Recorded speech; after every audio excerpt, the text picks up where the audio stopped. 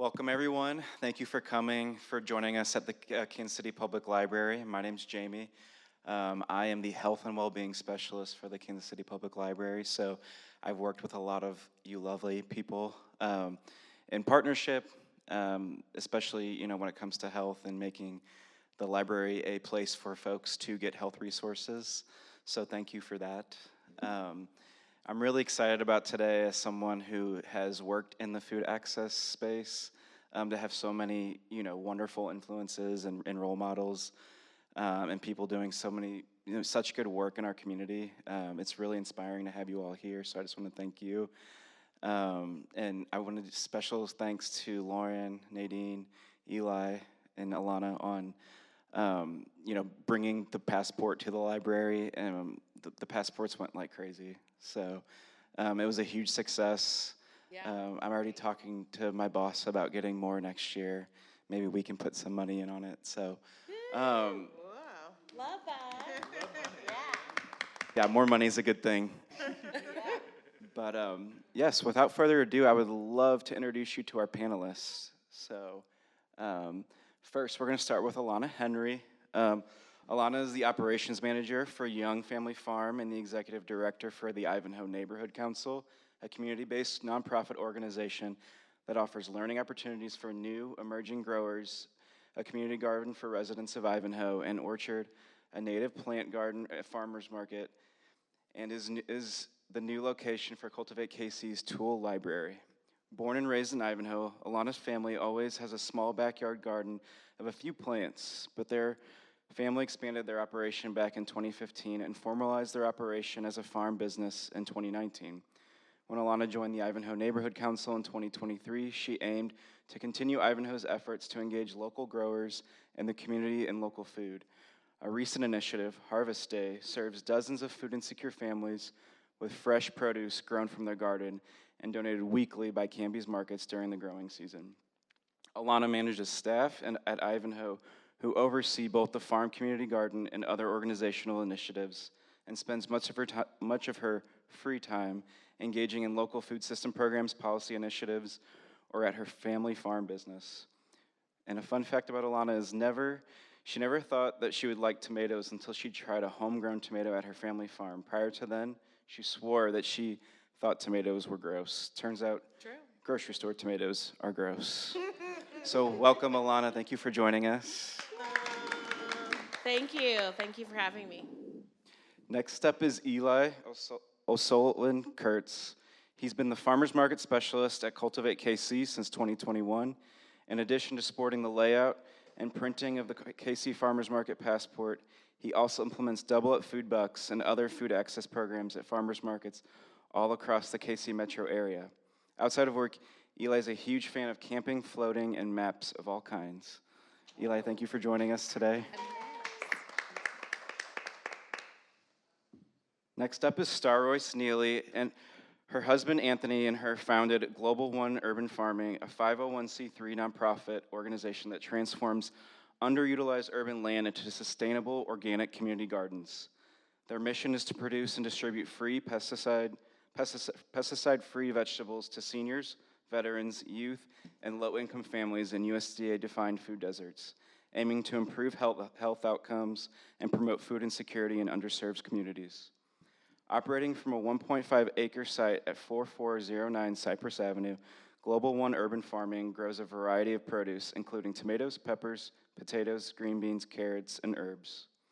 In addition to food distribution, Global One Urban Farming offers education opportunities in local schools, teaching students about sustainable agriculture, greenhouse processes, and the importance of healthy eating. The organization operates with the support of volunteers and community partnerships, including collaborations with local schools, businesses, and other nonprofits. Through events like Jazz in the Garden, Global One Urban Farming fosters community engagement and raises funds to sustain its operations. So Star Royce, thank you for joining us today. Thank you. Next up is Paula Stalker. Paula has been a dedicated shopper at farmers markets since childhood, often attending with her mother and grandmother. As a passionate foodie, she has long advocated for local food. After years of managing grocery stores and running her own business with her husband, Bob, She found her dream job as the farmer's market manager at the historic City Market, one of the largest and oldest markets in the Midwest. Paula sits on the Mayor's Food Advisory Board and volunteers at the Casey Farm School at Gibbs Road. Additionally, she serves as treasurer for the Missouri Farmers Market Association, a nonprofit organization that supports access to local food systems. So Paula, thank you for joining us today. Thank you. And last but not least, Sandra Machin Suarez is a longtime Casey resident working on her own farmstead, the Maple Creek Urban Farm. She is on the upcoming Urban Growers Tour sites and has been a seed starter in Let's Grow Wyandotte County for several years. Sandra was the market manager at Casey Farm School during the inaugural year of the Farmers Market Passport and continues to do in-person translation at special events. So Sandra, thank you for joining us today. Okay. And if you guys are okay with it, I'll leave your contact information up for folks if they want to get in touch with you. Okay, great. Okay, awesome. So now to the good stuff. So I really wanted to start this panel off just starting with our bread and butter, and that is, the foundations of local food systems, trust in your community, and really building community. So whoever would like to start, first and foremost, how do you build trust and relationships with your community at large? That's a great question. It is. We build trust with our community by giving out free food. They love to see that we're right in the middle of a food desert, and we're giving out information about how the food is healthy for you. And we're giving this food away to freely, and we're giving out extras, so that they can take it home and share with others in their community. So I think that's the main thing that we're doing to build trust in the community. They keep seeing us evolving. We're progressing. We're not leaving. We're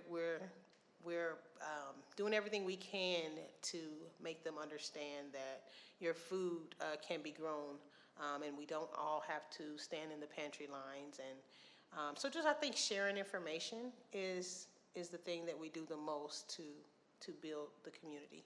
Mm-hmm.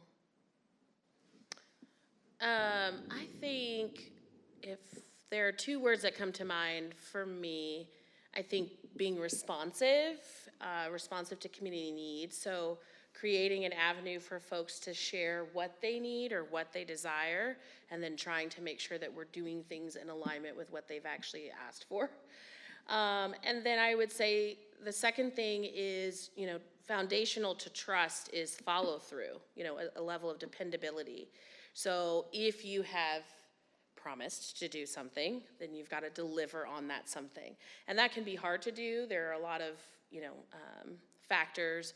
Funding can be a challenge, capacity can be a challenge, but I think it's incumbent on us as a nonprofit agency that if we say we're going to do it, we better find a way to do it. And so I think for us, those two things.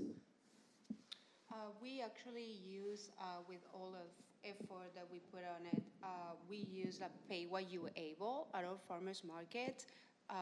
We have a few neighbors that use it often, and that make them come back. And actually we use educational programs.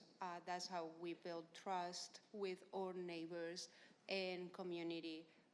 We got Let's Grow Wyandotte, where they come and we help them how to grow their own plants and not just sell them the plants or the veggies. We want them to grow their own veggies too.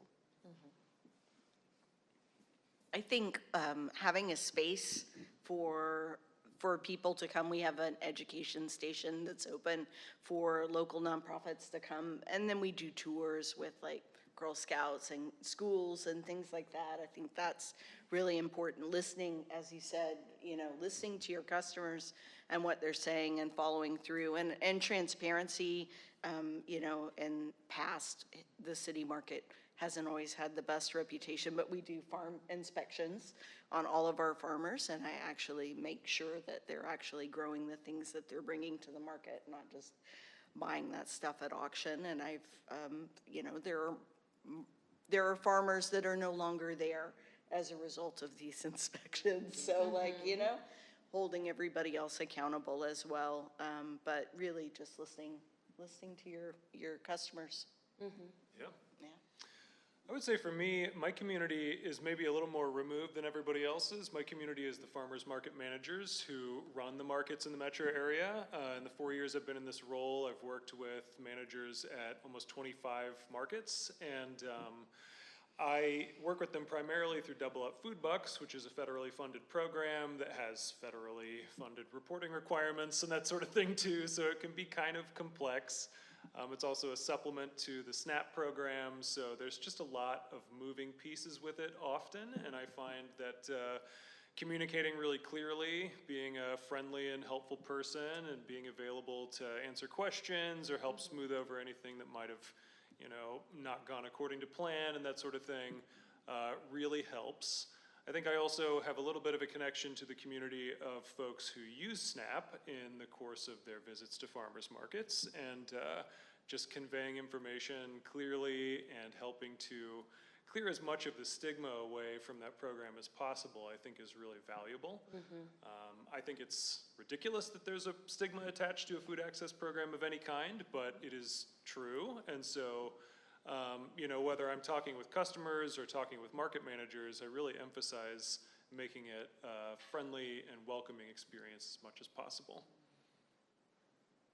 Awesome. Thank you all for your wonderful responses. My next question is, we all know that this doesn't happen in isolation, especially the success you all have had. So what community partnerships would you say are essential to your organization? Actually have Farmers Market Coalition is founded in Wyandotte County. We have the 4 farmers market in Wyandotte County. It is, I got it here, sorry, I don't want to forget.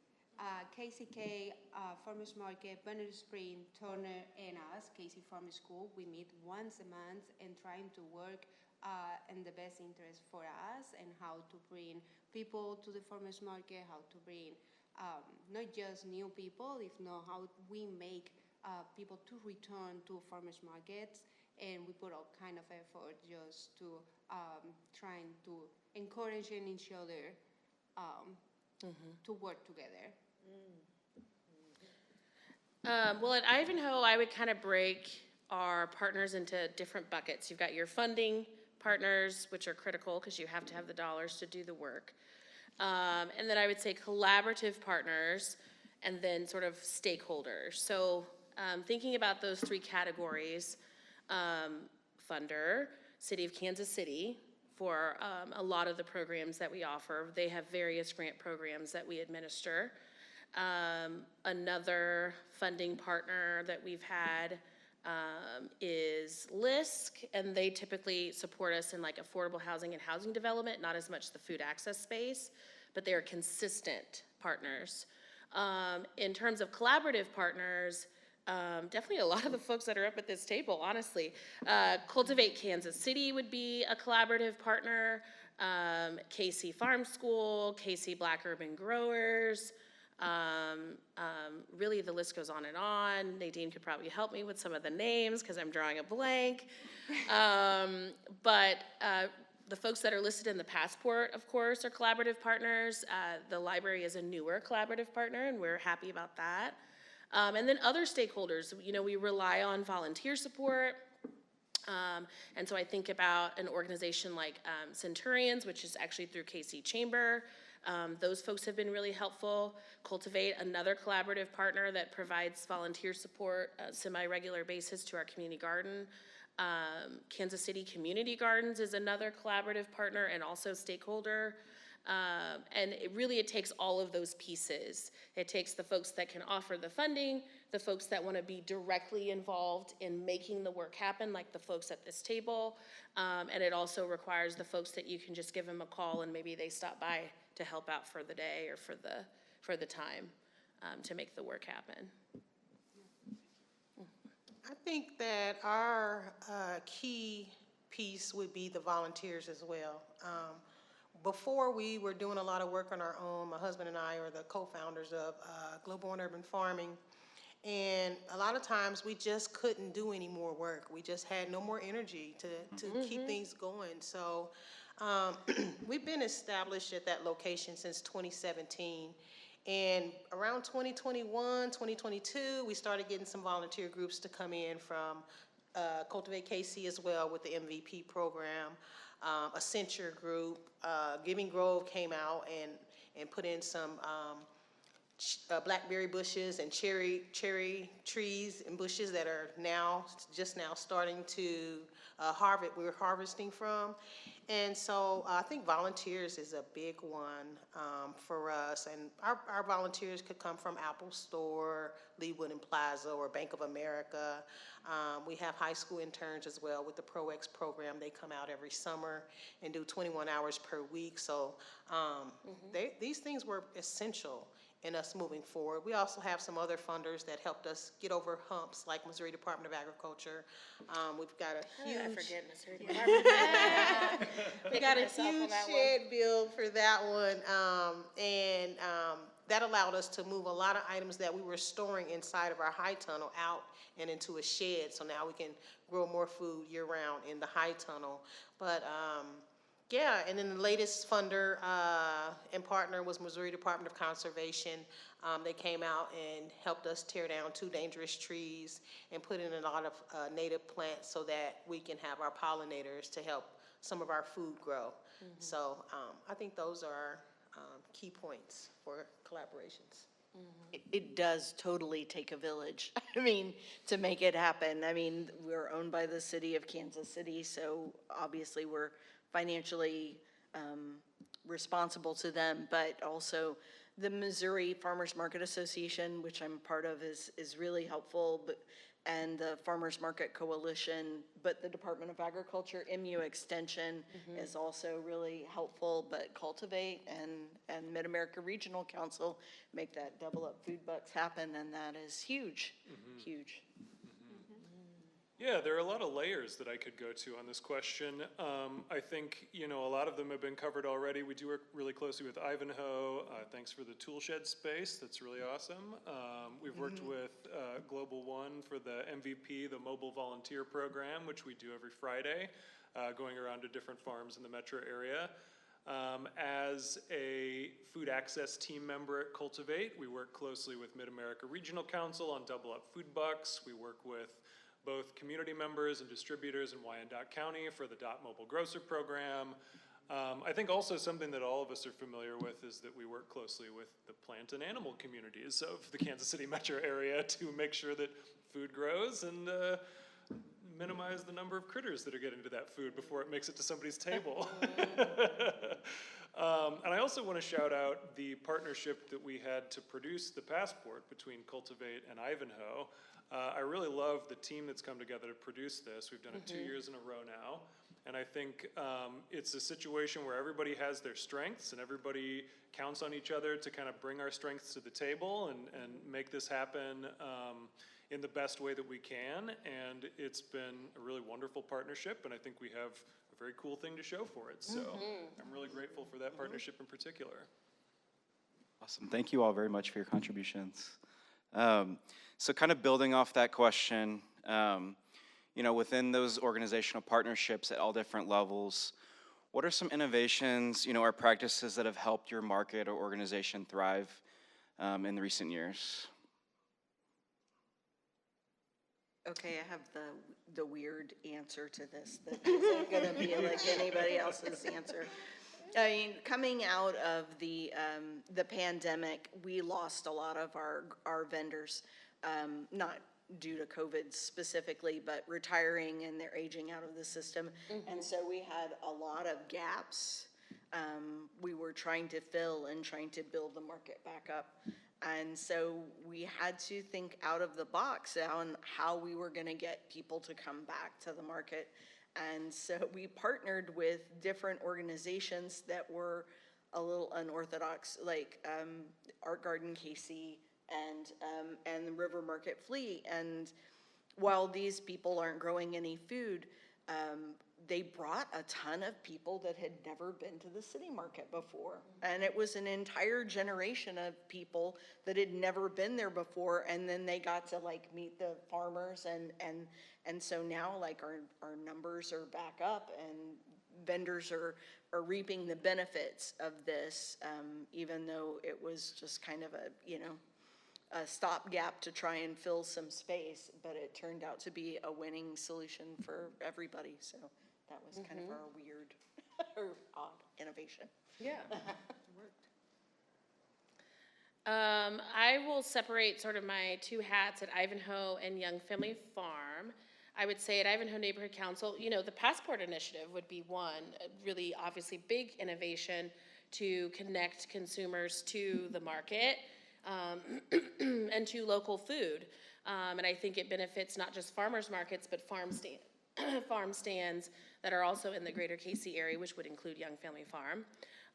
Another sort of innovation, similarly, actually, Paula, to what you were suggesting, we try at Ivanhoe to make sure to bring in a variety of vendors, and sometimes we can be lopsided in terms of not having as many produce vendors as we would like, but we've recognized that the community comes out for an experience, and they're not just there for food. And sometimes us in that food access space, we get really revved up about the food, and we forget that not everyone's as revved up about the food as we are. So we try to make sure that we make it worth their while. I think something that benefits our organization is, as a staff team, myself and Nadine, we're both mothers, young mothers, and so we have a different lens on what like an enjoyable experience might look like, because we are serving a lot of families. And then I would say also with Ivanhoe Neighborhood Council, we try to couple not just the farmers market, but something else that's a draw thematically. And so folks may be aware that, for example, in our August market, it butts up against the backpack giveaway, which is a community need. So that's a way to facilitate getting folks in the door and to the place. Our July market last year was butting up against a health fair, right? So folks were coming for the health fair, but also it's like, oh, hey, by the way, these are some vegetables that help you be healthy too. And so that sort of approach. With Young Family Farm, I think what we really try to focus on is creating like a family atmosphere and a close connection with the folks who are visiting us and making that a part of the experience. So we have sort of like an informal education vibe to us, like engaging on a recipe. Have you tried this? What did you think about this? Do you want to take a walk around the farm? Oh, by the way, have you met the family? And I think it's not like a tangible program or a passport or a this or a that, but it's a feel and a vibe that we've been trying to be intentional about creating that also helps with kind of bringing folks in and keeping folks in our space. Similar with this experience, so we don't just want people to come and walk around the farmers market and leave. We want them to stay. We want them to have a great experience at farmers market. We offer every week educational booth, so the difference, it can be for kids, can be for adults, can be for different kind of population. And actually, besides the Double Up Food Bank actually help a lot, and the senior program, which this year is not going so well, but so those bring a lot of people to our market, and then we focus to an educational, going back to that. So then when the kids go back to school, we focus more on like, yes, look at those veggies, but what are you doing with them? So we teach them which recipes you can cook, how you can cook with them, or what you can do with these new veggies that you may never tried before. So that's all. How we can just involve people like, okay, now I'm gonna buy this new veggie that I don't know what to do. No, actually, yes, you can do all these recipes with it, or you can do all kind of good food with it. I'll say there are three things that I want to highlight here. So in the food access team, I've seen a lot of innovation with the DOT Mobile Grocer program. For anybody who's not familiar with that, it's a mobile grocery van that brings food into the kind of food apartheid situation happening in Wyandotte County. And in the 4 years that I've been at Cultivate, I've seen that program kind of be taken under our wing and kind of flourish in any way that we can make it happen. There's always a surprise in nonprofits. It's guaranteed, right? Like Every day. Every day there's something new to contend with. And I've seen the DOT Mobile Grocer team contend with those every day for 2 or 3 years now. And it's been really incredible to see the ways that that program has persevered and really started to flourish. So that's very cool. I think the MVP program that we mentioned earlier is another great example of Cultivate innovating. We used to have a farm space in the Midtown Westport area. Our landlords decided that they'd rather build apartment buildings there, and so we lost access to the farm. And part of what that meant is that we lost one of the places that we directed a lot of volunteer efforts from organizations and companies in the metro area that were looking to get involved in local food in some capacity. And Emily Kovar, who is she was the farmer at the Westport Farm, and now she works with the Metro Farms and Food Systems team on this mobile volunteer program. She thought, well, we've got all these people who are doing food access volunteering in Kansas City, and we don't have a place of our own to take them. Let's take them around to all of the farms that need help in the metro area. And so that program is in its second year now, and I think it seems to me like the reception has been really positive, both from the farmers that are getting the volunteer support, but then also from the volunteers themselves getting around to see not just one, but many farms in the metro area. I had a third thing. I don't remember what it was, so instead I'm going to say the Double Up Food Bucks program that I work with very closely had to really innovate and pivot this year because we lost our federal funding for the program itself. We managed to secure all of our private funding from the metro area and actually for all of Kansas and Missouri as well. So we had a lot of small adjustments that we had to make to be able to make that transition as seamless as possible for the markets, but really for the customers. The last thing we wanted to do was tell customers like, hey, sorry, the program has to end early this year, or we have to reduce the amount that we're able to match. And the folks at Mid-America Regional Council and all of our collaborative partners across Kansas and Missouri, MU Extension, the K-State Farm Group, the KU Med Center, everybody pulled out all the stops in terms of coming up with ideas and finding ways to make that work. And I'm glad to say that for the most part, the program will continue as normal this year, despite back-end problems. The front end is looking pretty normal, and that feels like a major win for us. I think our innovation lies with us trying to find a way to fund ourselves. We've been giving away food for many, many years. And so to now have the opportunity to start a farmer's market to where we will be selling items on first and second Saturdays from 10 to 2, and then bringing in other vendors that are able to provide their honey or other items. We're also providing chair massage therapy at our events. And I think that bringing these different ideas in is starting to bring innovation to our space. Things that we didn't even know would work together. Like my husband's from Detroit in Motown, so he grew up playing jazz along with his dad playing jazz. And so before Global One Urban Farming, there was Global One Entertainment. And so we would go around and find artists in Kansas and Missouri to come and perform and let them showcase their talent. And so we were doing that in bars, you know, like the Old Danny's or On the Fringe and things like that. And then we started doing gospel, and we moved into churches. And I think bringing that idea to our space, and then also bringing the massage, my background is a massage therapist for 18 years, before that carpentry. And so being able to bring my talents to the space, his talents to the space, and show people they can come and hone their own talents. Maybe you can make a sign for us, or just different things and talents that people have they don't really know how to showcase, and we're giving them that space to showcase those talents, and that's bringing some innovation to our farm space. If I may, if I could just add, excuse me, one quick thing. What the beauty of community work and nonprofit space is we have sort of the leeway and the flexibility to be innovative in a way that's different from corporate.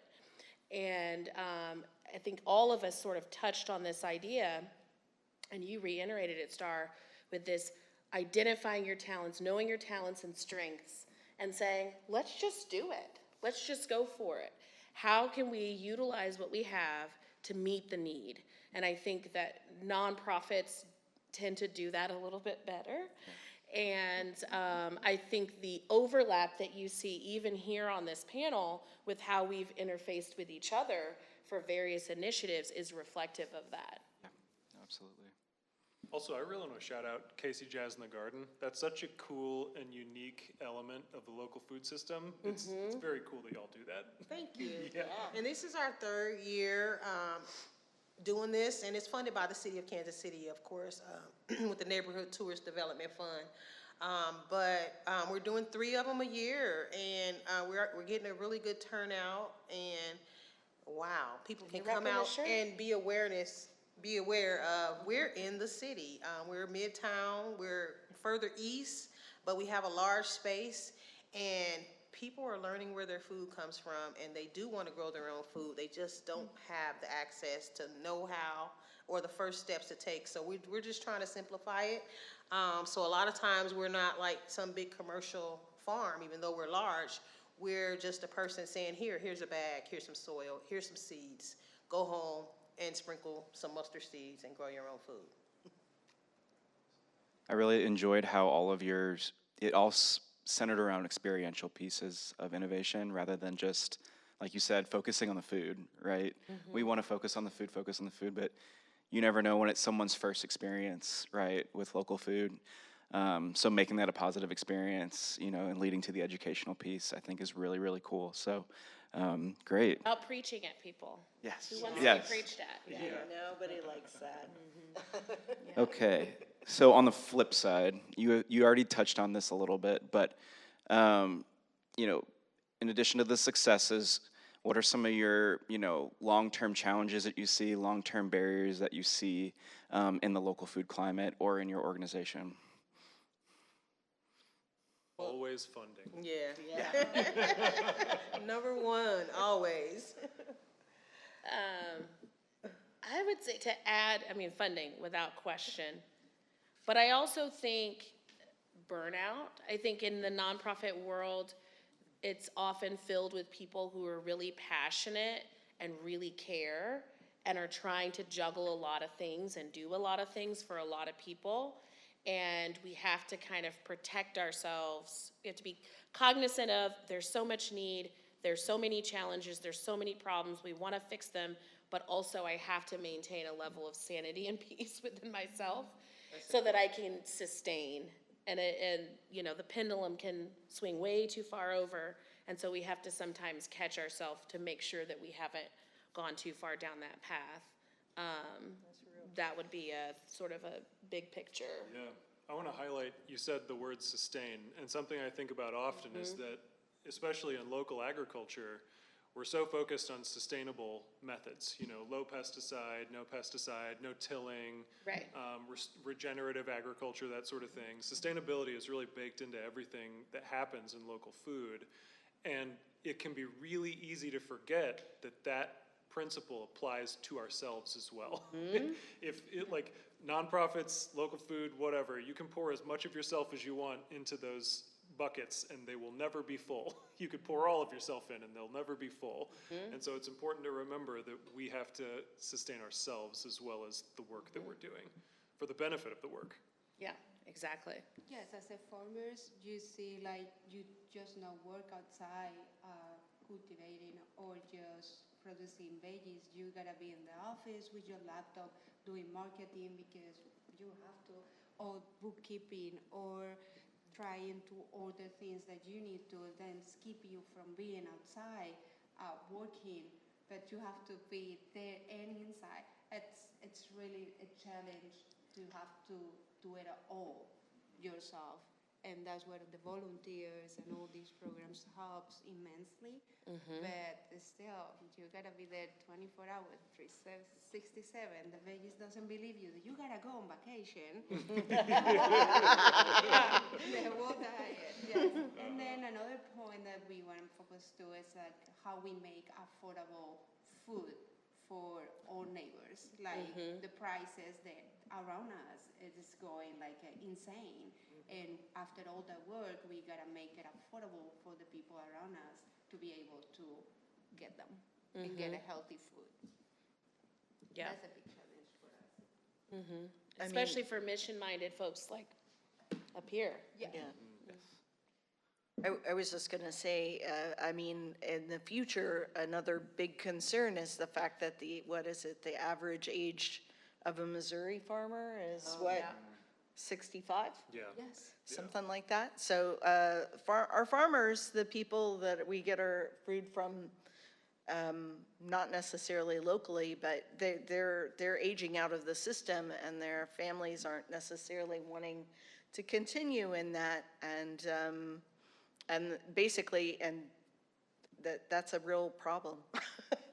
And the fact that real estate is so ridiculously expensive for people who do care and want to buy farmland, and that the current farm bill, not to mention the one that's coming up, basically does not support small farms at all.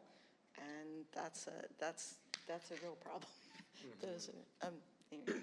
And that also makes it difficult to being a farmer in Midtown, wanting to bring in more high schoolers, and have somewhere for them to go. So, like finding, like, I don't know, Lincoln University or other agriculture schools to come in and kind of coach us and help us to be a hub for these students, I can see as another barrier, as far as trying to move forward and take our farm to the next level. Bringing the education that we need to bring, that we're already bringing, and just continuing to offer that to the students in the community. Yeah. I want to say also, I think a really consistent challenge for local food is awareness. In Double Up Food Bucks, we have an evaluation team that gives monthly reports on how things are going, and every time, like, you could set your watch by it, the evaluators say that awareness is always the biggest obstacle to the program. Fact is, just a lot of people don't know that it exists, and I think that's true for every part of local food. We live in a culture that's so grounded in convenience between I was just gonna say. big box stores, same day Amazon delivery. You know, there's not a whole lot of reason in 2025 to leave your house if you could just get everything delivered to you, or if you can just make one trip and get it all. And so I think farmers markets are sort of a radical idea against that paradigm of convenience. And it can be a lot of work to just make people aware that it's an option, and there is a community there, which is something that a lot of people miss in a convenience culture. They miss out on that community, and having faces that you can recognize and people that you can talk to that have expert knowledge on the food that you're buying and what can be done with it is so valuable. Jamie, you mentioned at the last question that all of our answers were grounded in experience. Yeah. And I think that speaks to the awareness part of this, right? Like, in order to get people to buy local food, you have to make them aware of it. And creating experiences that are connected to local food are one of the most effective ways we've found to be able to do that. And then to your point, Eli, illustrating the value. Yeah. Right? Because for someone who's not aware, they're like, well, a tomato is a tomato, is a tomato is a tomato. Like, that's a tomato and that's a tomato. What difference does it make? Yeah, exactly. I used myself in my own example. You know, but really and truly, it's like, but so much of what we have to do is make sure that we are engaging with folks, building that relationship and that trust to say, like, well, actually, these don't have the same value. These are different, and they're different for these reasons, because look at the person that's growing it and harvesting it and cultivating it for you. And then let's talk a little bit about the nutritional value of this tomato versus that tomato. Oh, and do you want a slice? You can taste the difference. between this tomato and that tomato. And all, those of us in that food access space, we're trying to juggle all of those sort of subcomponents of the awareness piece to really sell the value, and that can be hard. I mean, especially in this day of like, every day there's a new recall, and it's like, if you can talk to the person that grew that cucumber, and you talk to the person that grew that tomato, and you know where it is, and you know what's going on with it, and you know it was picked that day, or maybe the day before, and it's gonna have a lot more nutritional bang for your buck than anything you're gonna buy in the grocery store. And the fact that you're supporting the farmer directly that grew it, it's so, so, so important. It's so important. Eli, I have a follow-up. Not to call you. So, like, you talked about community, humanizing the farmer. What are some other ways that we can fight that convenience mindset, from a local grower's perspective? I think what Alana said about value is really true, and I think that one of the keys to showing value is showing excitement or sharing the joy of it, right? Like we mentioned earlier, I think Sandra, you mentioned people buying a new vegetable and not knowing what to do with it. Whenever I talk to vendors, I do training meetings at the beginning of a season to make sure that vendors know about Double Up Food Bucks and how to make the best use of it and what have you. I always make sure that I mention a website called seasonalandsimple.info, which on the Missouri side anyway is maintained by MU Extension, but you go to that website and they just have a list of produce. It's what's in season at the time. You can click on any produce item and it'll show you recipes that you can do with that produce. And that's what I consider to be kind of a cold touch. It's a resource that's available to people, but what I tell the vendors is like, look, if a kid comes to a booth and looks at an eggplant and says, what's this? You have an opportunity to say to that kid, well, this is what it is. This is a weird fact about how it's grown. And then you say to the parents, and this is how you can make it tasty. And then if the kid gets excited about that, the parent is guaranteed to be connected to that too, right? Like if the kid wants something and the parent has an opportunity, why not take it? Yeah. And so I think that the more that everybody who's connected to the food system can share the excitement and joy and interest around what we're doing and what it means for the customer, I think the better off we'll be. I wanted to add to your question that you directed at him, but I'm also going to add to. No, please do. Please do. Is sort of in order to address what's driving the convenience, we have to kind of peel back the layers of like, well, what is the actual barrier, right? And so in my situation, I'll just take my personal situation. I'm a full-time working mother of young children. So my lack of awareness is not necessarily, oh, well, I don't like local food or I don't want to support farmers. It's like, well, I'm working all day long and then I'm taking my kids from here to there to there. And I'm trying to figure out how can I get them fed and them not fight me on it, right? That's my mindset.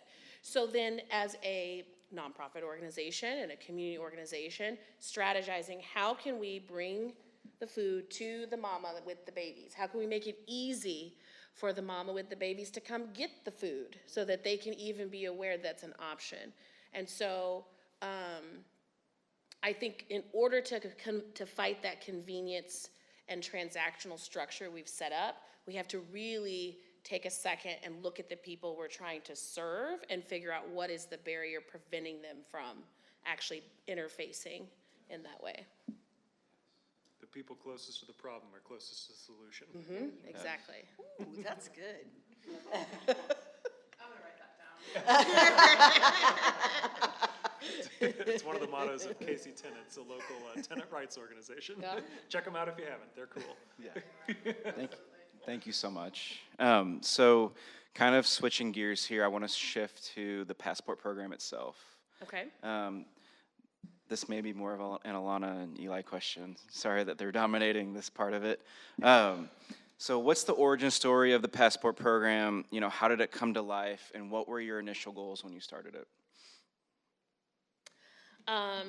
Well, I will say that several years ago, this was circa like 2021-ish, I had been mulling over what I saw as a surge of folks coming to Young Family Farm. And it's like, how do we capitalize on the energy that we're seeing of folks being interested in local food to get people aware of all of the different markets and stands that are available and accessing them, right? Because in the space, you know the people. We know the people, but a lot of outsiders would come to us and they'd be like, well, I was trying to Google farms and yours came up. Well, it's like, well, that's great, but I also know of 10 other farms that are way closer to you that you could have gone to. And so I was thinking about, like, what does it look like to create some sort of program that brings people and connects people to local food. And I was a former educator, and so the passport is really sort of similar to what classrooms do all the time with getting kids to engage with different concepts or ideas or experiences. And I initially pitched the passport program to someone at that time, and they're like, sounds like too much work, not really interested. It's like, okay, that's fine. And I circled back, and they were like, yeah, I'm still not interested. And I was so blessed when I was at Ivanhoe, when I started working at Ivanhoe, I pitched it to my staff member. It was a slight directive, but kind of a pitch. I was like, we're doing this thing. And even if it's just us, we're doing it. And then we were talking about, like, who would maybe be open to trying this thing that has no roadmap to it and just doing it. And we're like, well, let's call Cultivate, which we did. Yeah. And Cultivate was like, sure. And that's how it came to be. And we just kind of hodgepodge resources and funding. You guys all know about that. It's like we got a little bit here, a little bit there. Let's bring in a partner here and bring in a partner there. And we're able to make it work. And really the end goal or the desired goal was getting people to the food. Yeah. Connecting people to the food. Yeah. In terms of a different lens that you could take, it was also a way to empower and support the farm businesses. Sometimes there's a disconnect when we're talking about local agriculture. It's like, don't you value farmers? And for some people, it's like, I don't know, maybe, I guess. Like, I like the idea of eating. But I think across any sort of political spectrum, folks generally are in support of small business. And so from that angle, pitching it that way, it's like, this is another way to support these farm businesses. And for the most part, people are behind that. It doesn't become sort of a political talking point and get into all the other crazy. It's like, we want to help people get food and be aware of these small businesses. And I don't remember the rest of the questions, but I think I talked about the origin story. What was the other part that you asked? What were your initial goals? Yeah, so to get it out was to get some printed. That was, to get some printed and get it out was definitely an initial goal, and we were successful there, and it definitely took a lot of work. And then I would say challenges, it can be hard when you are trying to innovate. You have to know who would be in your corner and who would say, well, I don't know a whole lot of details, but I trust you. Yeah. And I'm with you. Yeah. And I'll do what I can. And I think the passport, thinking about the evolution of the passport, really is a testament to that. Both the very first one, the inaugural one last year, but then also this year, seeing the momentum that was building, and I think will continue to build, of people saying, I may not know all the details, but I trust you. And I'll say, and Nadine knows this well, and Eli and Lauren probably know this as well too, I am like all about the action. I don't want to theorize for forever. I like theorizing. It's fun for a short amount of time. And then let's get going. And we needed someone who had that same approach, and this partner was perfect for us because they have that kind of, well, let's do it. Attitude. Yeah. From the Cultivate side, in terms of the origins, this is kind of funny. So I have a side hustle, very small time, where I'll publish books, long story short. And so, and a lot of them are zines, you know, staple bound and all I want that. to hear the long story at some point. Yeah, Just publish books. we'll do another panel. Okay. So I get this call from Ivanhoe, and they're like, hey, we have this idea for a passport. And I thought to myself, I know how to produce something like this. We could do that for sure. And so I thought, and I also thought, well, I work with a lot of farmers markets, and it's pretty rare that farmers market managers really get a chance to hang out together and share ideas or, you know, resources or customers or whatever. And so I thought, cool, Eli, the individual, can help produce this passport, and then it'll help Eli, the professional's job too, because then the markets will be more connected. And then, you know, we get to the launch event 9 or 10 months later, and I realize, oh, it was Cultivate, not just Eli the individual. And I probably should have told some people about this before, like earlier than now. And so, you know, learning experience. This year was a lot smoother. We brought people on board way earlier. But in like the part of the origin story that I want to highlight, I actually want to channel through what's in the passport itself. We've mentioned a couple times now, you know, the benefit of having parents with younger children in a project like this. We knew that we wanted this to be something that kids would get excited about, because again, if you can excite a kid about something, then their parents going to be excited about it too. And so back of the passport, we've got a word search, we've got a Mad Lib, we've got all kinds of stuff that you can do that the kids can just kind of like look at and think it's fun. And then they think, oh, I can collect stamps? I've only collected Pokemon before, like this is so exciting, you know? And so we had that element too, but then we wanted to really highlight the farmers, to Alana's point. And so every market that you go to, there's a fun fact about it. Every farm stand that you go to, there's a fun fact about that too.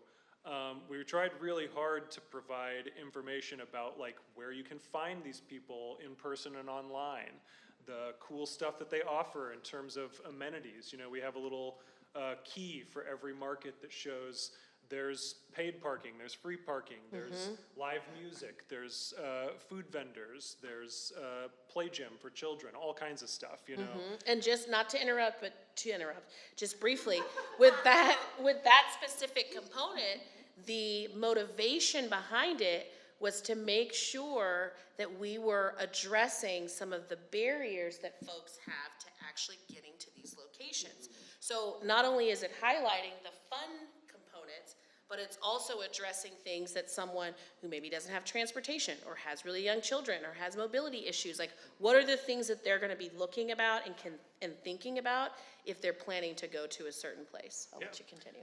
Accessibility is a huge consideration of mine anytime I do anything, and awareness is a real factor in that. So yeah, we really wanted people to be able to look at this and say, this is the exact market for me. It checks all my boxes, et cetera. I also really want to shout out our layout designer, Lauren Allen, who volunteered her services to produce this beautiful object that we have. She did all the graphics herself. She created all of these key elements and everything. So she deserves a huge amount of credit for making this something that's genuinely exciting for people to hold and use. And we're really, really grateful to her for that. Great, thank you. This question, I'll start with Sandra, Star, and Paula. So at the community level, how has the passport been received? And would you be willing to share any customer stories or anyone that you've come to that has said anything about the passport to you? People get really excited when you explain, like, when you, like, did you know about the passport? Like, I think the passport is actually a great opportunity to connect with your customers at the farmer's market, because you can explain what is it, or you can talk about it. Then when you explain what it is, they get really excited. You ask, do you want one? Oh yes! That's always the reaction that I get. And then it's like, okay, you have your first stamp, and I love just for the first stamp. Yeah. And they get so excited, and we're not talking about kids, we're talking about adults. And on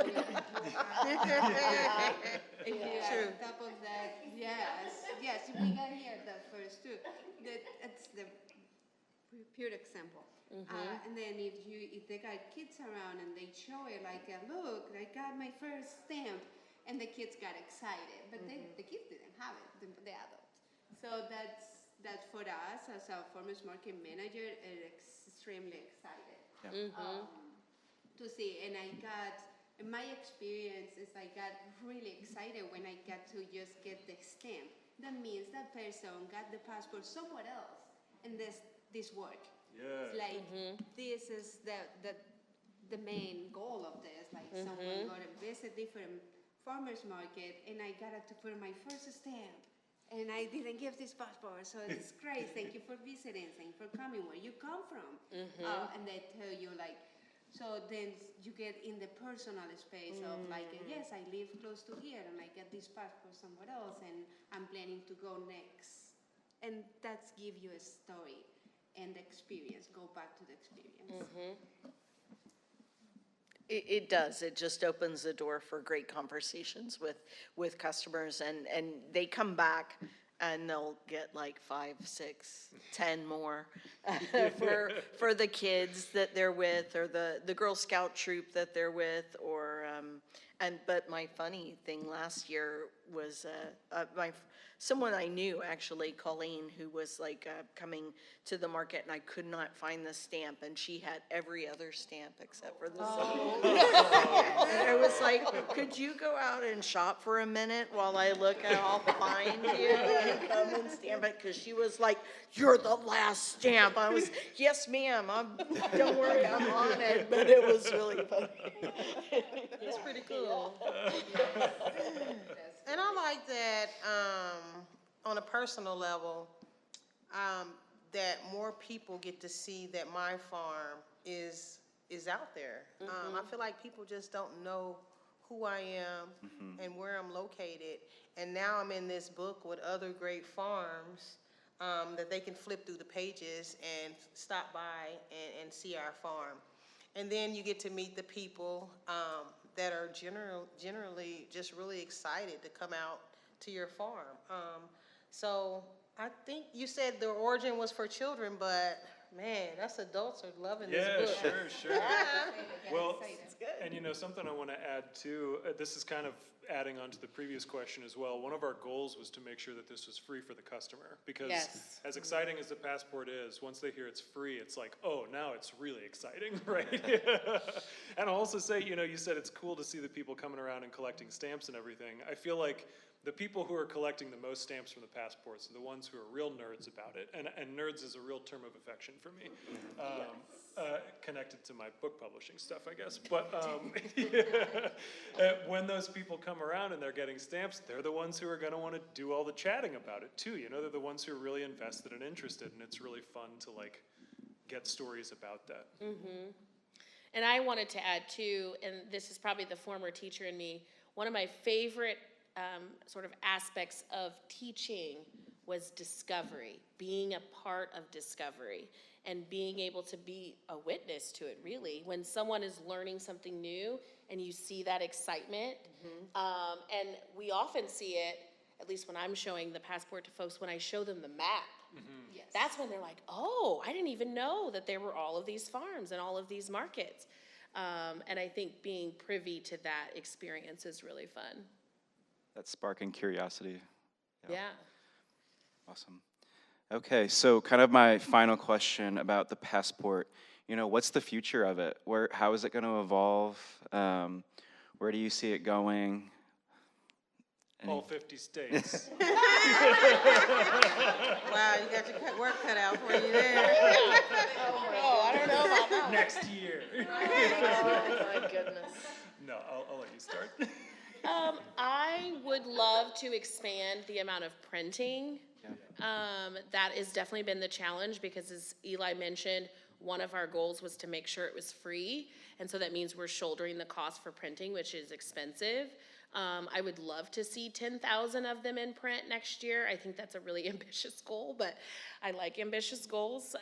They bring me joy. And then, you know, I would like to expand our partnerships, our incentive partners, essentially folks who are willing to give a discount or a freebie. I really would like to have a robust list of those. I would love to tie it into the like larger food space, which would include like restaurants that are farm to table. I think that would be a really lovely component of the program. But you know, with expansion always comes the increased potential for takeover. And takeover from our lovely government entities that mean well often, but have a way of stifling the sort of creativity process and the ownership. I mean, this is a community initiative, and I want it to stay a community initiative. So bringing in, and one of the components that I have often with this program is bringing in our public officials, our local representation and state representation. So there's that balance of, we want you to join in on this great thing that we're doing, but you can't take over what we're doing. And so there's that pendulum that we have to kind of make sure we keep at bay as we grow. Yeah, I want to get bigger for sure, but I want to stay scrappy. Yeah. Yeah, like I don't want KCMO logo on it. Yeah. You know, I don't want, KCMO branding and now we got to do this and all the red tape.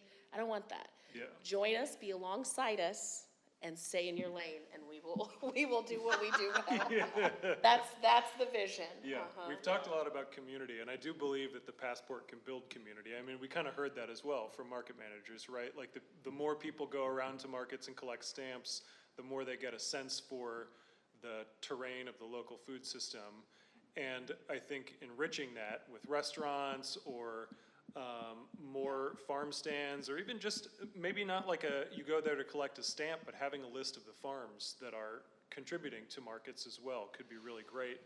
I mentioned in my bio I really love maps, and you mentioned the map and the passport. I think that maps' greatest strength is an ability to help you build a sense of place.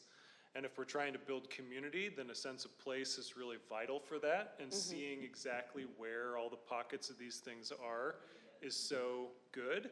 And I think the more populated we can make that map, the more people will see how rich and vibrant the local food system is and how easy it can be to get involved with it.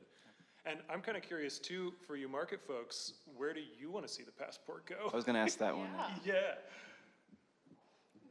Well, I was gonna say pretty much the same, to have, like, I would love for us to be giving, like, we have the $5 cash coins that I'd love to, like, give those as prizes, or just different things that would encourage people to spend at the farmers markets, or, but, or, more fun prizes and more local business. Yeah.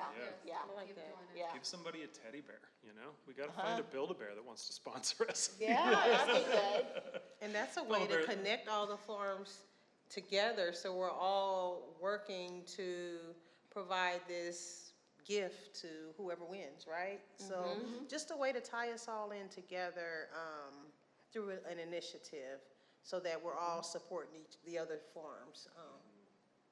I think it's an idea. We're gonna add you to the planning committee. There's a connection in between the customer and the farmers market manager, but actually it will be a good idea that people that get the passports connect between them, make a channel where they can just chat, because we want to connect, we want to talk, we want to express our experience and give our opinions and get them to connect to. And I wanted to say, along the lines of where I hope it goes, I think, and I'm not just saying this to toot y'all's horn, really and truly, but I think having the public library as a collaborative partner is really so significant. Yeah. It really just can't be overstated. The reach that it helps facilitate for the initiative, it's still in line with community, but it's such a wider sort of cross-industry opportunity.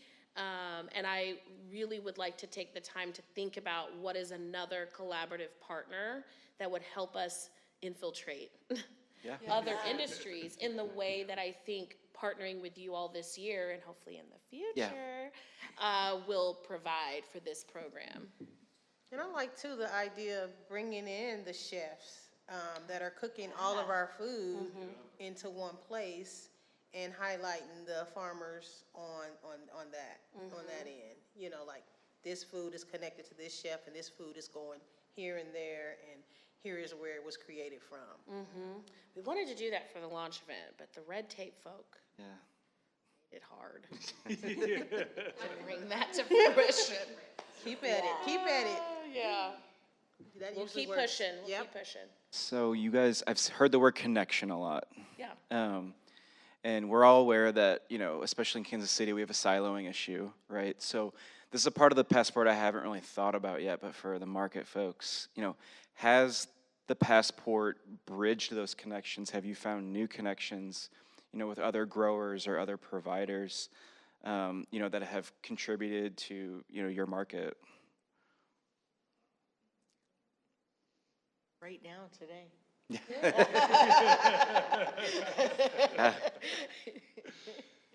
The passport has brought a lot of different farmers' knowledge of other farmers, because we Yeah. don't always know who else is selling food in the community. We've got our head down, and we're busy working, trying to make our programs Yeah. work and be sustainable.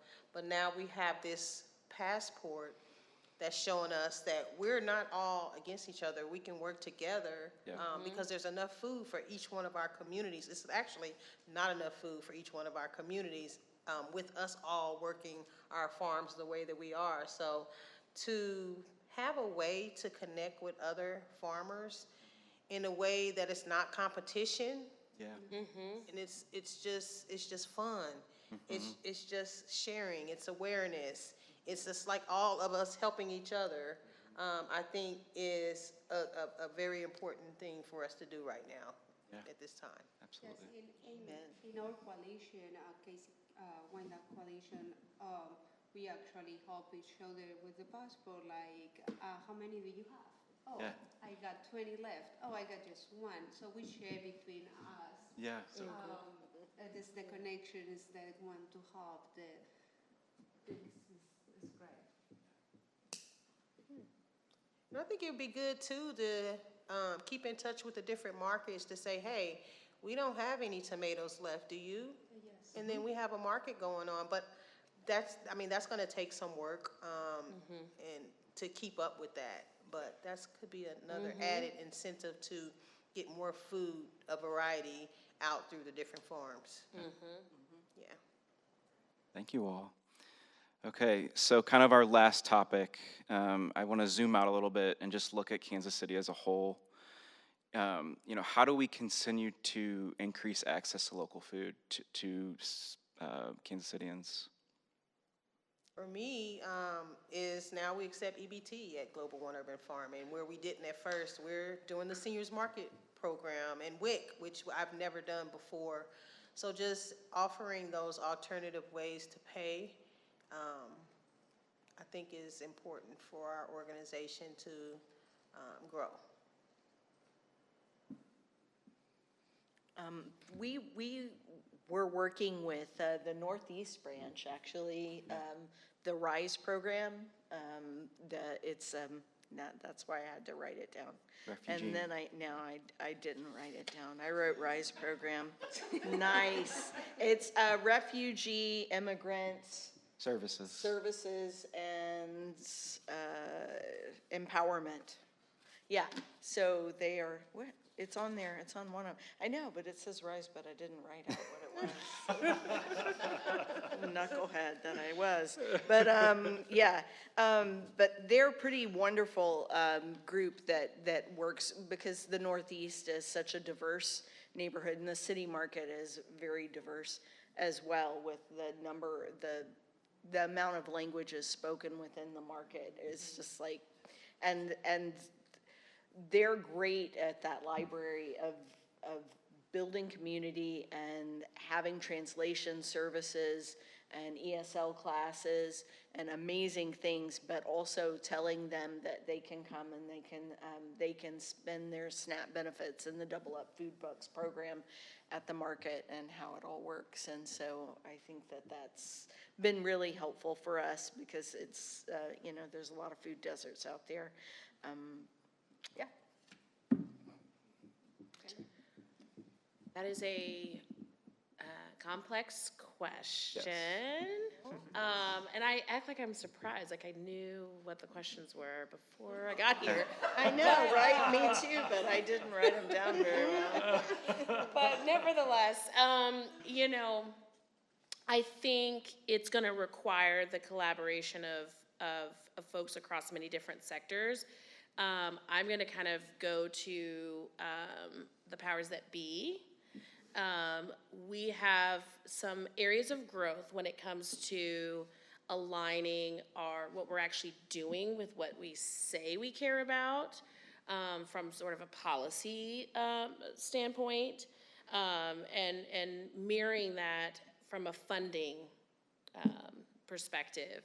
And so one of the things that I'm working on, both sort of personally and also in some of the other sort of side work that I'm doing, is trying to, I can't say lobby, what am I doing? I'm advocating for funding that actually increases the capacity for local farmers, increases the capacity for organizations that are already doing the work. I don't think the solution is like, let's create 50 more farmers markets. Like in theory, that sounds great, but not in reality. There is an existing infrastructure and an existing local food ecosystem. What we need to do is ensure that from a permitting perspective and a regulations perspective and a funding perspective and a policy perspective, that we're actually aligned with supporting what's already here. And so I think being able to address the behemoth that is policy, and that is funding from government entities, or even from partners like Mid-America Regional Council or whomever, collaboratives. I think that is going to be a conduit to improving access to local food. Because I think on the ground level, like we're already doing that work with our respective organizations and farms. So Carl Sagan said something once upon a time to the effect of like, if you want to make a glass of lemonade, first you have to invent the universe. And I think that if we're going to increase the presence or support or awareness of the local food system, it has to be coming from a place of culture and community, right? Like we can, absolutely, we need people with money to pay more attention and to pay more money to us, frankly. Yeah. But the way that that works is not, it's most effective when a bunch of people request or demand change or providence or something, right? It doesn't work as well when it's just a few voices, because that's the way, you know, democracy works. And so I think in order for us to really be able to grow and help the local food system thrive, we need to do everything we can to make sure that we are connected to community and culture, so that a lot of voices are asking for this, not just us. Awesome. Alana, this question kind of builds on something you said earlier with, you know, those social health determinants. And I'd be really interested to hear, you know, from our market folks, you know, what barriers are you seeing your community members face when accessing your markets or accessing, you know, the food that you're growing? You know, we know what the data says, right? But, you know, what are some things you're hearing firsthand in the community? Yeah, well, I would say anecdotally, but also really data. I will say that at Ivanhoe Neighborhood Council, when folks register for events, there's an option to indicate what are some social determinants of health that are barriers to participation in our community initiatives.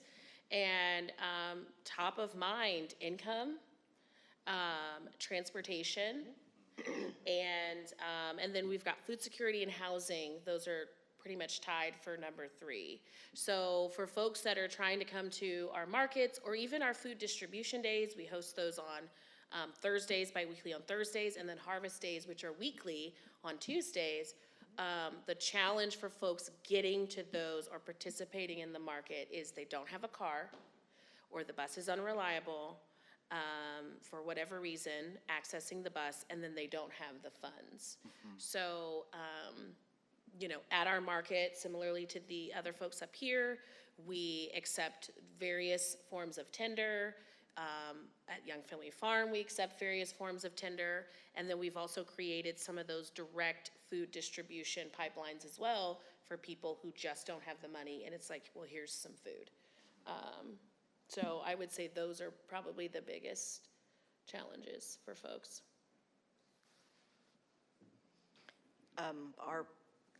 It's parking. Parking. Is a challenge, but there is actually, free parking, but nobody knows about it, and it's really, yes, there's free parking.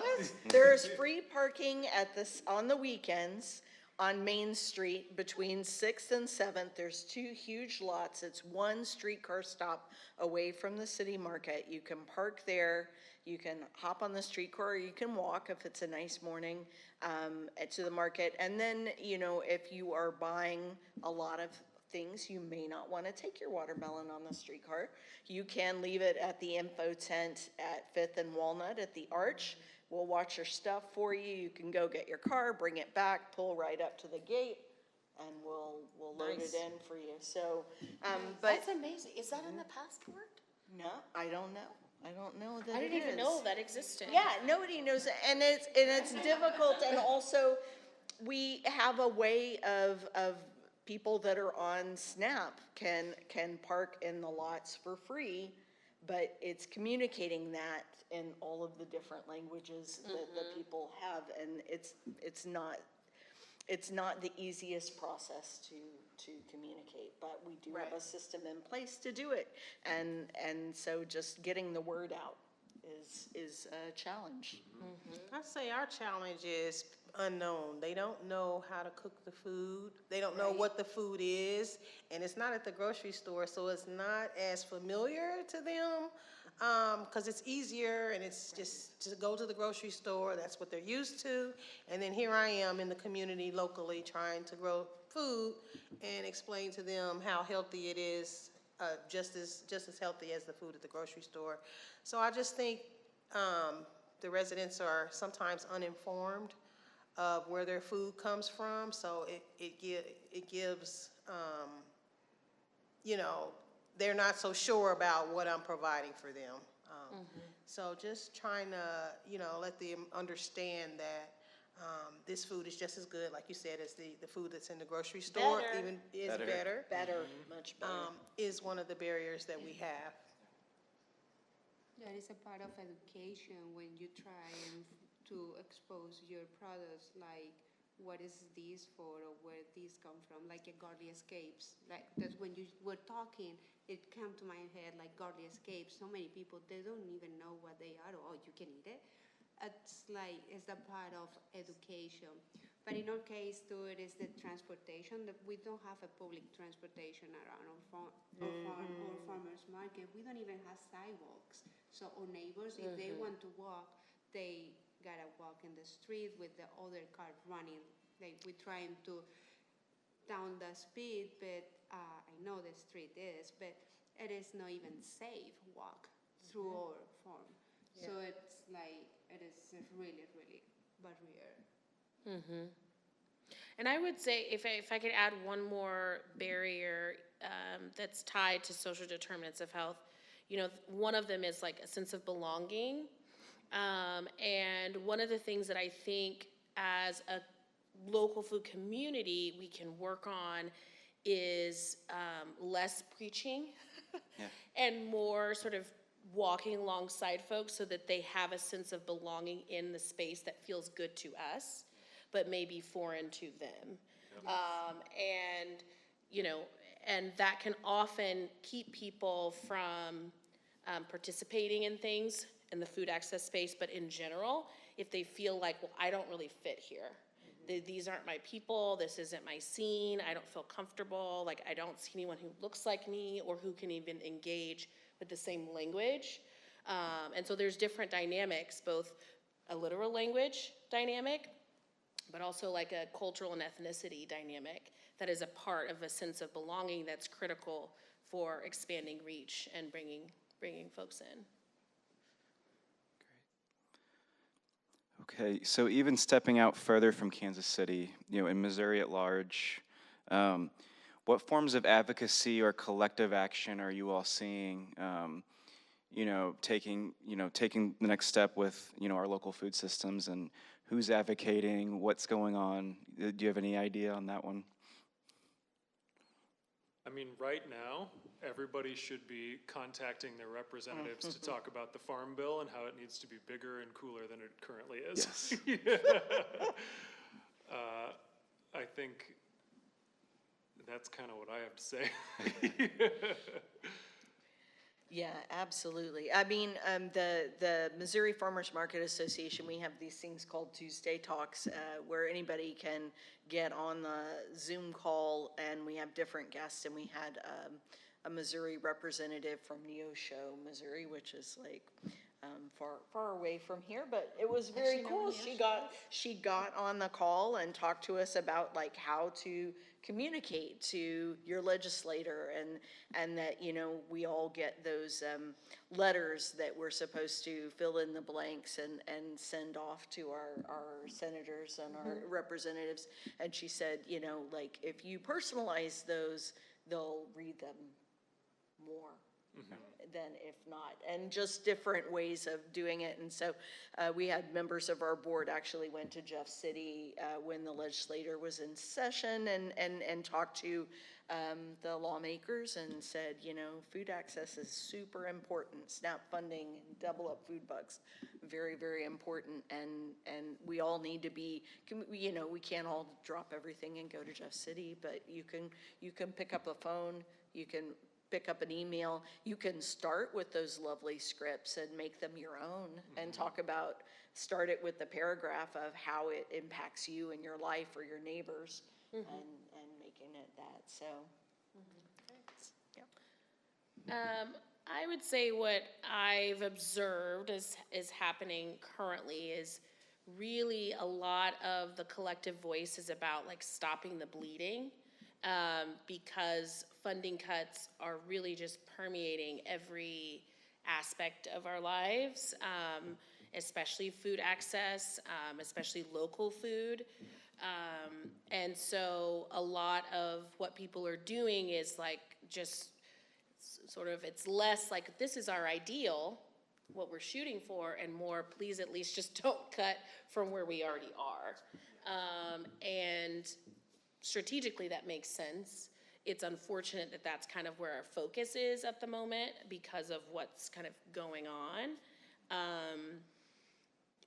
Something that I try to do as I'm engaging with folks or encouraging people to become more civically engaged is to remember that at the end of the day, the local folks, the county folks, the state folks, they're all just people. I mean, they're just regular people. They have a fancy title and their job is what it is, but they've got concerns and challenges and issues and things that bring them joy just like everybody else. And so trying to destigmatize or what is the word, because we see them on TV. We can sort of create sort of like celebrities out of these folks, and they're just people. So I try to help folks remember that you can talk to them because they're just regular people and tell them what's important to you. And they may listen and they may not, but that's no different than any other person that you may interact with in your day-to-day life. And so I think if we just keep doing that, we may have some success. Yes. I like that. Yeah. And when we talked to this representative, she was actually didn't know about how double up food bucks worked. She didn't know about the program. She had no idea. And we explained it to her, and she was like, you have an opportunity to just educate people. Like you think they should know these things, but they don't, because it's not in their. Well, they're exposed, they're getting information on too many things. Right. Across all industries. Yeah. And there's only so much one person can really sort of grasp and internalize. Right. And so, yeah, they're often people who have no idea what we're talking about. Right. And the ones that do know what we're talking about, we've already engaged with and have a relationship with on some level. So, yeah. Okay, my last question, then I'll open it up to the audience for questions. What gives you hope about the future of food access and urban ag in Kansas City? The fact that Cultivate and Mark were able to pull up the Double Up Food Bucks program for 2025 is huge. But actually, youngins, I had a tour of 35, the Missouri Agribusiness Academy came through the market last week. And I, gave them a tour of the market and talked to them, and they were asking really engaging questions about things. And the fact that my big fear, of course, is the whole aging out thing, and that there isn't enough young farmers to carry on the fight. But they were really, they were asking great questions, and so it made me happy to think that there is a future, and that there are young people that are engaged, and that all of those gross generalizations are not necessarily true. Talking about that is how we engage young people in the agriculture, the farmers market. We got AgriExplore. We make them stay at our farmers market, having a tin and sell whatever they make that week with their hands. Is how we involve the new generation in this activity, and how we educate them, and like, that's what you produce. You can eat it or you can sell it, and create like the idea of excitement. That's what the word that I was trying to create them excited, and you see these small kids being excited just to be there at farmers market, selling their things that they did that week. It's hope for the future. It's in what you guys do, the Let's Grow Wyandotte program. Yes. I think that was really inspirational at a time when then things were looking pretty darn bleak. Well, they're looking, Relatively more bleak.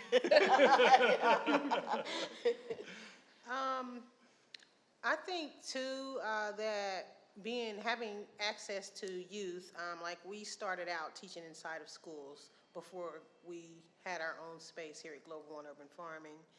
And seeing that the pre-K through fifth graders were super excited to grow their own food, me being able to expose them to what I already know, it just gives hope. People come out and they see flowers. We don't have a lot of flowers in our neighborhood. They're not used to seeing it.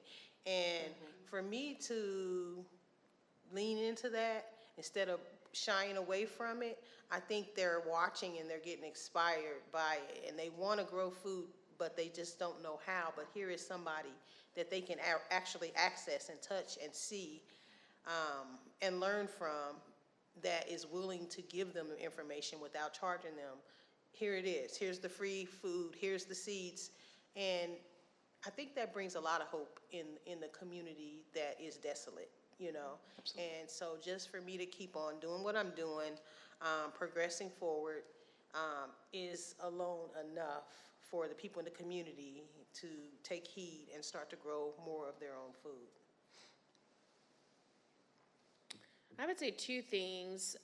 The first that brings me hope is the momentum I feel like is taking place on the grassroots community level of collaborative partnerships to work to improve food desert areas, or just in general, improve the local food system.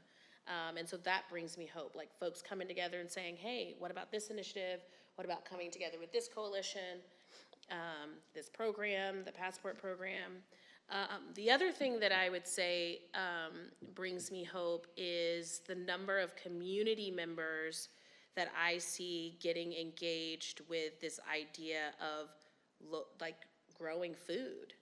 We continue to get folks who come to some of our agriculture-related programming, even like our food distribution days, and are like, you know what, I actually want to try this. Like, who should I connect with? And I think that's true not just for Ivanhoe Neighborhood Council, but also for Young Family Farm. Like, we get customers who come, who look, who enjoy, and say, I want to try, where do we go to get started? can y'all consult at our farm? No, we can't do that.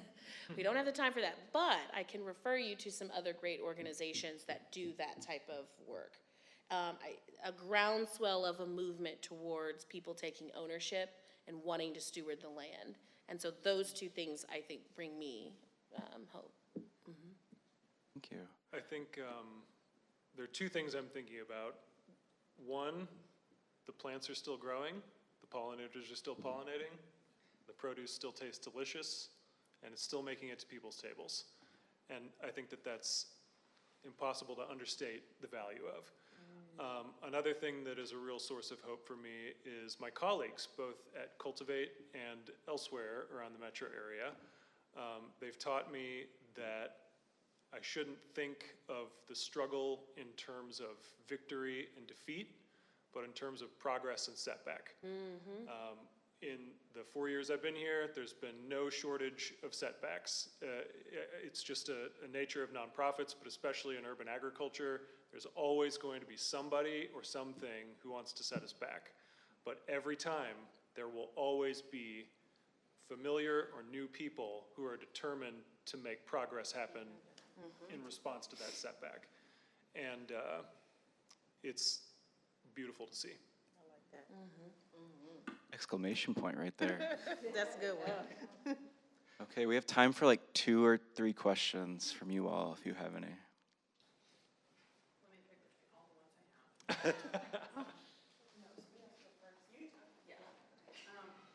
You guys talked a lot about the farmer's market passport, and I'm the kid who gets excited about the stamps, so thank you. I didn't realize it had only been 2 years, so I'm super excited to have both of them. I'm also somebody, I'm gonna go off of your weird side hustle, you do books. Yeah. We have a sustainability focused podcast. That is my focus in life in general. Have we ever thought about doing an app for the passport? We have talked about QR that. codes, and maybe a chat feature so people who do use it, a connection. Be incredible. It would be great. I mean, we talked about it briefly. We just didn't have a collaborative partner to help with the execution of it. And so I would say, and I feel like I could speak for the group, in that we're open to ideas and new ways to imagine the program for next year. I realize everything costs money. Yeah. Yes, Just asking, yeah. Yeah, well, everything costs money or everything costs help, right? right, And- which and- costs money. Yeah. One-liners that are like, Thank you. No, I think like we talked earlier about how we all kind of brought our strengths to bear in this project, and it just so happens that none of us had the strength of web development. You know, there's all kinds of stuff that we would love to do, but we're waiting for the people with those strengths to kind of come in and lean into the effort. So, but yeah, some sort of in the passport right now, we do have a QR code that connects to the Cultivate website, where we have hyperlinked information about all the farmers markets and including like Google Map links and that sort of thing. But that's kind of what we were able to accomplish in that direction. If we could go further, I think that'd be super cool. I think what you're doing is awesome. Yes. I just have one other question. I won't shoot. Like, I have like 40 written down. Okay. Somebody else. Let's take turns. Okay, Oh, I like cool. that about this digital age thing. We got about 2 minutes, so. So as far as Solo Food Bucks and SNAP goes, the token program feels like it's dated a little bit. You know, people are using Apple Pay. Where do you see that evolving in the next few years? Well, I can tell you that there have been conversations about digitizing or modernizing at the federal level and at federal partnerships for a long time, for several years. I mentioned earlier that SNAP is ultimately and unfortunately stigmatized program. And when you go to a market and you're participating in the stigmatized program and what you get for it is a bag full of tokens, that's a very visible thing. It's kind of impossible to avoid. So I know that there are a lot of people who are looking into ways to move away from a token system, make it more digital. There are accessibility concerns there because not everybody has on-the-go Smartphone. digital access, right? Not everybody has a smartphone. Also, the way the program works right now, as it being implemented through farmers markets, is that the farmers markets kind of have to act as a middleman between the vendor and the customer. If the vendors were able to just do a digital scan of some kind, that would definitely clear a barrier to making a more digitized system for Double Up Food Bucks, but that's kind of a taste of the conversation right now. It goes a lot deeper than that. People have been chipping away at the problem for a long time, but there are a lot of things that need to be considered before that move can be made. And, doing what we can, making the progress we can every day. Yeah, the access to technology is definitely a big Yeah. one. Many, not all, and this is of course a wide generalization, of people who would be using sort of the food assistant programs don't have a smartphone. And so then how do you create a pathway for both people who do and people who don't? What does that look like? I don't know. And the Senior Farmers Market Nutrition Program is maybe a vision of a path forward there. The Missouri side of that program moved to a digital system recently. And that program is for seniors. A whole lot of seniors who are participating in the program don't have any meaningful connection to technology. They don't even have an email address or something. And so when they participate in this program, they get a piece of paper that has what's basically a QR code. And so when they go to a vendor, the vendor scans that QR code, and that's how the transaction takes place.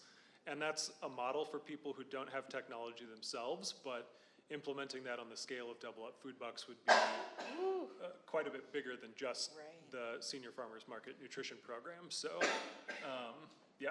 But to say to that, when Missouri went to that digital format last year with the Missouri Grown program, I really thought, I was like, oh my gosh, because I was terrified. I was terrified, yeah, because we usually have like retirement communities will like pull up a bus to the front of the city market, and all these ladies are like trying to do, but we saw a much greater people using it than they had with the paper vouchers Yeah. previously. Good. And it was much better on the farmer's side because the farmers were getting payment for those benefits at the time of purchase, instead of like, I had farmers that had these, they were like checks, and you had to have a special stamp for the You had check, to stamp and you had to deposit the check by a certain date or you lost it, and I would always have people who were like, I've got these, I forgot, in a shoebox in my closet or whatever, but they lost money. But, it's working really well. So, and bringing WIC on board was also awesome for that. All right, y'all, I think we're out of time. Okay. Their emails are up there if you want to email them questions. I'm sure they would love to answer them. But I want to thank you all so much for being here. You're such a wealth of knowledge, your leadership in the community at all levels. Thank you so much for the work that you're doing. It's crucial to our ecosystem. I know we feel it here at KCPL and the work that you do. So you're welcome here anytime. And again, thank you. And if I would like you guys to stick around for a quick picture, if that's okay. Of course. Okay. Thank you, guys. Thank you. For having us. Woo-hoo. I have You wanna to take it share up one here? little goofy factoid. I know that I don't have the charm of the other farmers markets, but I will say, as far as food access goes, the city market, we did a $250,000 in SNAP and Double Up Food Buck sales. And so if they can't get it right with the Farm Bill funding, not only is it going to be catastrophic for the families that can't have access to the good food, it's gonna be catastrophic for the farmers, because that's gonna be a huge financial loss for them as well, and all of the businesses that they support, so it's going to trickle down, and Ooh, $250,000. Woo. Yeah. I can't imagine the paperwork on that. They have a very sophisticated spreadsheet. Oh my God.